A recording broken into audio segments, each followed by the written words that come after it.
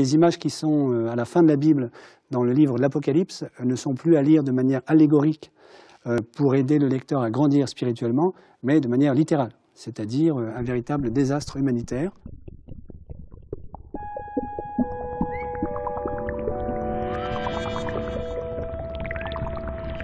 J'ai un quart d'heure pour vous convaincre que le grand projet de société qui est devant nous, c'est d'entamer en Europe la transition écologique. Je vais aborder 3 points. Le premier, c'est pourquoi faut-il la faire impérativement. Le deuxième, c'est comment faire. Et le troisième, c'est qu'est-ce qui bloque, quels sont les obstacles. En un mot, le message, c'est l'enjeu climatique est tellement important que ça devrait être notre priorité politique majeure. C'est possible de le faire, il n'y a pas d'obstacle technique. Et la seule véritable difficulté est une difficulté économique de financement d'un projet qui va nous occuper pour au moins un siècle et qui va coûter très cher. Mais, comme je vais essayer de vous le montrer, il y a des solutions de financement. Donc au fond, c'est une bonne nouvelle que j'ai annoncée. Nous avons un grand projet de société devant nous. Premier point, pourquoi faut-il le faire? Donc, vous le savez certainement, le dernier rapport du GIEC est littéralement catastrophiste. C'est-à-dire que très vraisemblablement, nous n'arriverons pas à tenir notre engagement de réduire nos émissions de gaz à effet de serre de telle sorte que la température moyenne à la surface de la planète n'augmente pas de plus de 2 degrés par rapport à celle qui prévalait au moment de la révolution industrielle. Vous savez que nos États se sont engagés à tout faire pour que nous n'excédions pas à la fin de ce siècle plus de degrés par rapport aux 15 degrés Celsius de température moyenne qui prévalait à la surface de la planète. Bon. C'est déjà vraisemblablement trop tard et donc le GIEC propose un nouveau défi, nouvel enjeu fondamental qui est ne pas faire plus de plus 5. Plus 5 degrés, c'est la température qui nous sépare de la dernière glaciation, à l'époque où on pouvait passer de la Grande-Bretagne à la France à pied sur la glace.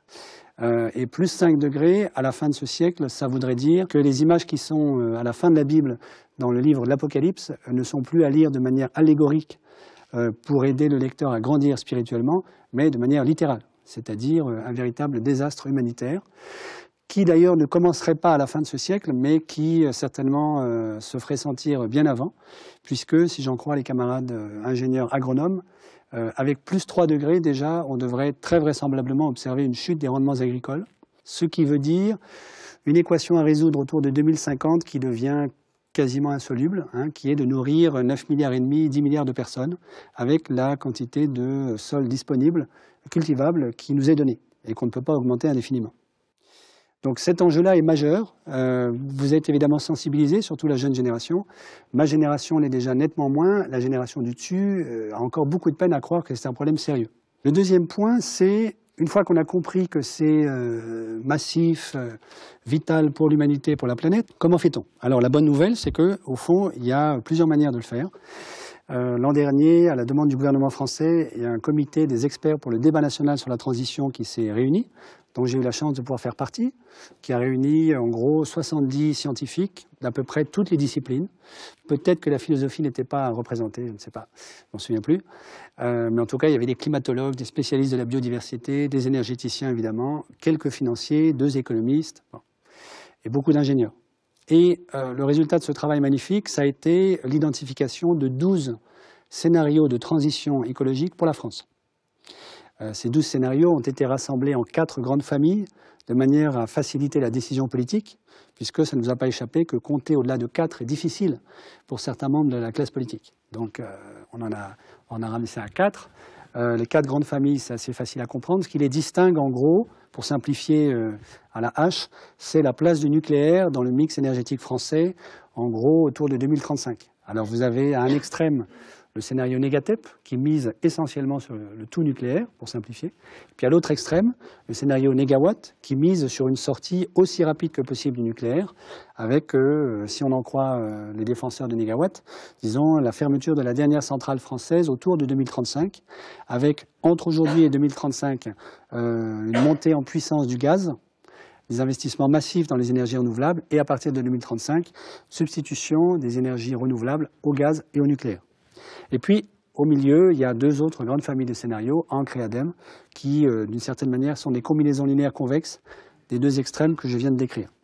Au fond, quel que soit le choix que nous allons faire, nous, en France, en Europe, du mix énergétique que nous voulons avoir, Et cette décision, à mon avis, relève en fait d'un débat démocratique que nous devons impérativement avoir. Il serait dramatique à mes yeux que ce soit simplement un tout petit comité d'experts, fût-ce des X-Mines, aussi brillants soient-ils, qui déciderait à la place des citoyens français du mix énergétique français. Par-delà cette question-là, au fond, tous les scénarios qui ont été identifiés l'an dernier par le Comité national s'accordent pour dire qu'il y a 3 grandes étapes indispensables dans cette transition. La première, c'est la rénovation thermique des bâtiments en France et plus généralement en Europe.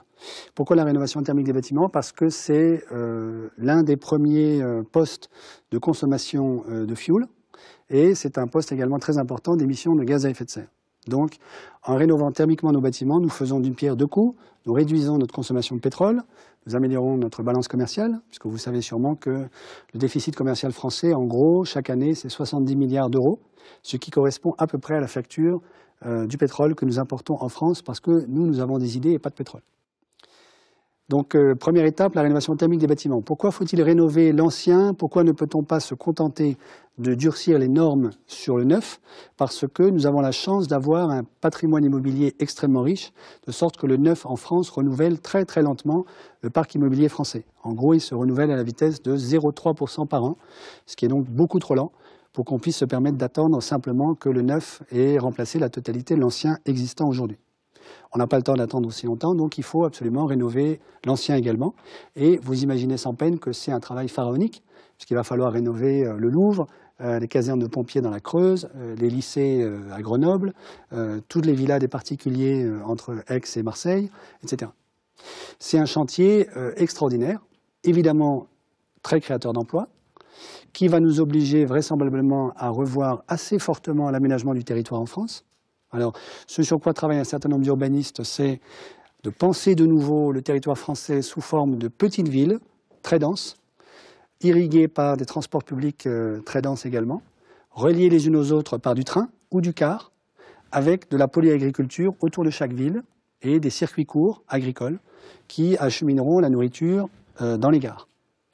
Pourquoi? Parce que actuellement, cette folie que nous réalisons, qui est de faire 4 fois le tour de la France au lait, à la viande et au blé qui sont produits respectivement uniquement en Normandie, uniquement dans le Limousin et uniquement dans la Beauce, cette histoire-là n'est possible que parce que le coût de transport est quasi nul dans le coût de l'alimentation.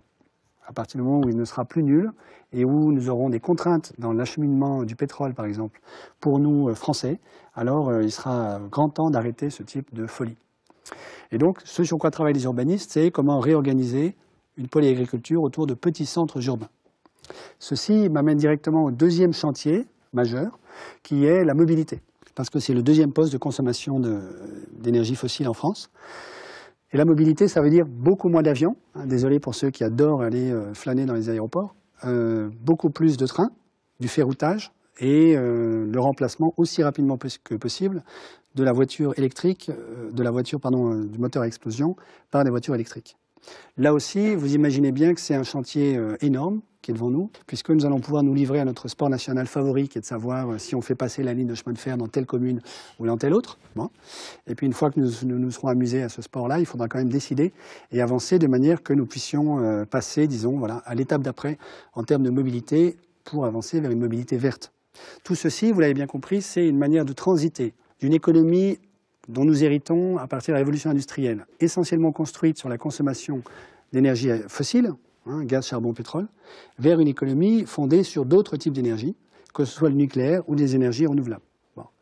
Et puis le troisième chantier, c'est celui du verdissement des processus industriels et agricoles. C'est le chantier au fond le plus compliqué, parce qu'il va toucher à la question difficile, délicate, de la compétitivité de nos entreprises à l'extérieur. Et en même temps, heureusement, c'est le chantier le moins urgent. Pourquoi? Parce que, d'une certaine manière, le secteur industriel européen a déjà entamé la transition à l'issue des 2 grands chocs pétroliers des années 70. À partir des années 80, déjà, dès cette époque, les entrepreneurs européens ont fait en sorte que le tissu industriel de l'ouest de l'Europe soit de moins en moins dépendant du pétrole. Et donc, d'une certaine manière, au niveau industriel, la transition est déjà entamée, ce qui est une bonne nouvelle pour nous. Donc, vous le voyez, ce que j'essaie de vous suggérer, c'est que la transition écologique, et là j'ai évidemment insisté beaucoup sur l'aspect énergétique du problème, mais il y en a encore beaucoup d'autres que je ne maîtrise pas du tout, parce que ce n'est pas du tout mon domaine, hein, toute la question de la biodiversité, comment sauver les abeilles, comment faire en sorte que la pêche en eau profonde industrielle ne fasse pas en sorte que nos océans soient vides de poissons comestibles en 2040. Vous savez que c'est ce que disent les océanologues. Hein. Si nous continuons à dévaster nos océans et à casser les chaînes trophiques de la faune halieutique, il n'y aura plus de poissons comestibles dans nos océans entre 2040 et 2050. Voilà. Bon, tous ces enjeux-là, que pour ma part je maîtrise beaucoup moins, sont évidemment présents, doivent être présents dans la transition écologique et rendent l'ensemble de cette question, vous l'imaginez bien, assez complexe, ce qui est un motif supplémentaire pour s'y intéresser. Et arrêter de faire l'autruche comme beaucoup d'entre nous le faisons, par peur de l'inconnu, parce que ça nous fait perdre nos repères, parce qu'on se dit le monde d'antan était quand même nettement plus tranquille. Troisième point, reste qu'il y a un certain nombre d'obstacles à lever. Alors, il y a des obstacles psychologiques, culturels, vous voyez, même on pourrait dire anthropologiques, qui est la peur d'entrer dans une ère nouvelle. C'est sûr que ça nous travaille tous, donc nous sommes certainement tous à un titre ou à un autre, angoissés face à cet avenir nouveau. Mais, disons, à un niveau plus ras du sol, il y a un certain nombre d'obstacles techniques. Un premier obstacle, c'est la croyance de beaucoup d'économistes dans le fait que les prix vont révéler tôt ou tard l'intérêt d'engager la transition. Autrement dit, certains de mes collègues attendent la parousie, c'est-à-dire le moment où le prix du carbone sera suffisamment élevé pour que tout le monde ait intérêt à s'engager dans la transition écologique. Vous voyez, le carbone sera tellement cher qu'on ne pourra plus se permettre d'émettre des gaz à effet de serre. Le problème avec cette croyance-là, c'est que, pour ma part, je ne suis pas du tout persuadé que les prix de marché, pour ce qui est du marché du carbone, permettront un jour, quelle que soit la date considérée, de donner un prix au carbone qui reflète véritablement l'enjeu écologique. Pour des tas de raisons, que je n'ai pas forcément le temps de développer ici, de sorte qu'à mon avis, il faut renoncer à cette paresse de l'esprit qui consiste à croire qu'il suffit d'attendre que le marché du carbone se réveille et fonctionne correctement pour qu'on ait enfin le bon signal prix qui donnera l'incitation à tout le monde, en particulier aux industriels, pour lancer la transition écologique. Donc, on ne peut pas se permettre d'attendre, il faut faire autrement, et ça veut dire, de mon point de vue, qu'il faut lancer ce grand projet de société de manière volontariste, avec une impulsion publique venant de l'État, parce que du côté des industriels, pour l'instant, c'est compliqué, qui permettent donc à tout le monde de se mobiliser dans ce grand projet. Si on a compris cela, alors il reste un obstacle, qui est l'obstacle financier. Tout ceci, vous le devinez facilement, ça coûte un bras, et les industriels n'ont pas beaucoup d'argent, les banques sont corsetées dans tous les sens, sont elles-mêmes très fragiles, comme vous le devinez, et puis la puissance publique est réputée être surendettée. On pourrait en discuter, mais en tout cas, elle se vit comme telle et donc elle n'est pas prête à mettre quelques dizaines de milliards chaque année sur la table pour financer la transition. Question, comment on fait ? Et la réponse, de mon point de vue, elle consiste à comprendre un point qui est absolument fondamental et auquel je me heurte pour ma part dans beaucoup de discussions que j'ai aussi bien avec des financiers qu'avec les pouvoirs publics et puis les hauts fonctionnaires à Bercy. Et ce point, c'est le suivant, c'est qu'une banque commerciale, une banque de second rang, celle que vous connaissez au coin de la rue, n'est pas un fonds spéculatif, n'est pas une institution financière quelconque. Une banque, c'est une institution qui a reçu du roi la délégation dans le droit de frapper monnaie. C'est ça, originellement, une banque. Une banque, par conséquent, crée de la monnaie. À chaque fois que vous allez voir votre banquier et que vous lui demandez un crédit, parce que, par exemple, vous avez besoin de financer l'achat de votre appartement, ou quel que soit le projet qui est le vôtre, eh bien, ce banquier va créer de la monnaie ex nihilo pour vous. Alors, est-ce qu'il a le droit de le faire? Réponse oui, c'est parfaitement légal.